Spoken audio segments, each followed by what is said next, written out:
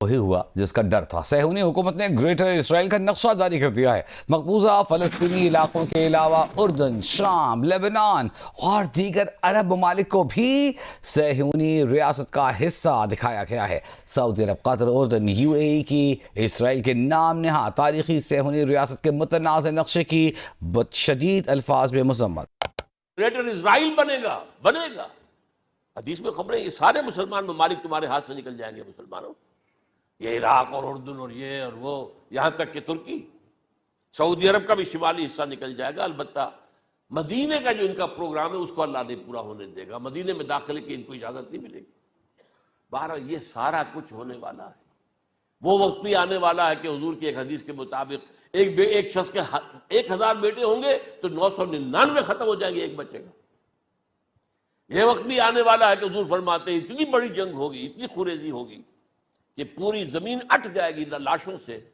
تو پرندہ جو ہے، کوئی ایک تو پرندے ہوتے ہیں کہ جو مردار خور ہے، گدھ ہے، وہ تو بڑی خوشی سے اتریں گے، تناول فرمائیں گے لاشوں کو۔ اسی طریقے سے کوے ہیں، چیلے ہیں، لیکن جو نفاست پسند پرندے ہیں وہ لاش کے اوپر اترنا نہیں چاہتے۔ تو ایک پرندہ اڑتا چلا جائے گا، اسے کہیں زمین پر اترنے کی جگہ نہیں ملے گی، لاشیں ہی لاشیں ہوں گی، یہاں تک کہ وہ تھک ہار کر اس کی جو ہے پر جواب دے جائیں گے، گرے گا تو لاش پر گرے گا۔ یہ وقت آنے والا، اور یہ یہودیوں کے ہاتھوں، یا یہودیوں کے جو سپورٹرز ہیں اس وقت، جو ان کے ہاتھ میں آلہ کار ہے، ان کے ہاتھوں آنا ہے۔ میرے نزدیک اس کام کے لیے اس ملعون قوم کو، کہ جو حضرت عیسیٰ کے زمانے سے ملعون ہو چکی ہے، اس کو باقی رکھا گیا ہے، اسے یہ موقع دیا گیا ہے۔ اس نے اسرائیل بنا لیا ہے۔ تقریباً 2000 سال کے بعد وہ دوبارہ آ کر آباد ہوئے اس سرزمین میں جہاں سے نکال دیے گئے تھے 70 عیسوی کے اندر۔ یہ سارا کچھ کیوں ہو رہا ہے؟ ان کا یہ استثناء کیوں کیا گیا؟ یہ بڑی تلخ بات ہے، یہ یاد کر لیجیے۔ کیونکہ یا تو قوم اسی وقت ہلاک کر دی جاتی، جیسا کہ ہوا قوم نوح، قوم ہود، قوم عاد، قوم ثمود، قوم شعیب، یہ ہوا کہ نہیں ہوا؟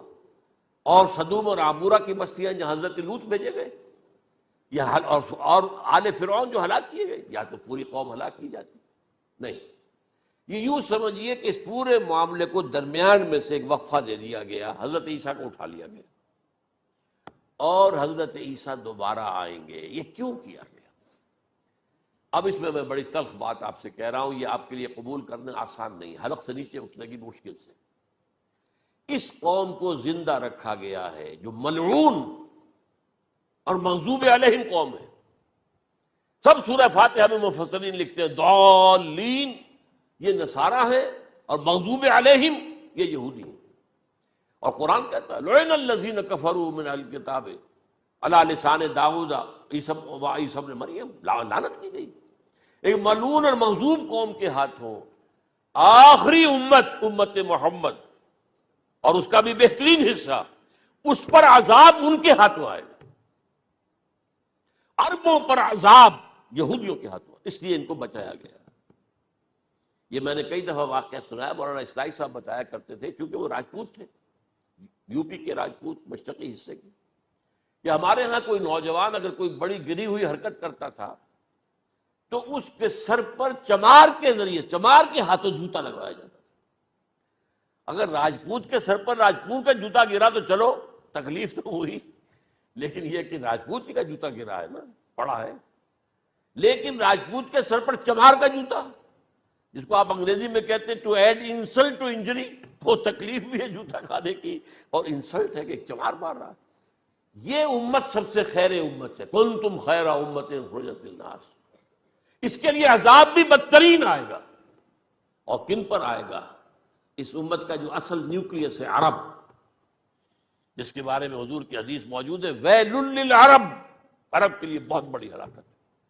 اور آج ہماری نظر میں آ رہا ہے وہ ملعون اور مغضوب علیہم قوم، ان کے سینے کے اندر خنجر کی طرح بھونکی گئی ہے، اور 30 کروڑ کے قریب عرب بے حمیتی، بے غیرتی، بزدلی، کمزوری، ذلت، مسکرت کی مثال بنے ہوئے۔ کوئی بول سکتا ہے اس اسرائیل کے خلاف؟ کوئی بول سکتا ہے؟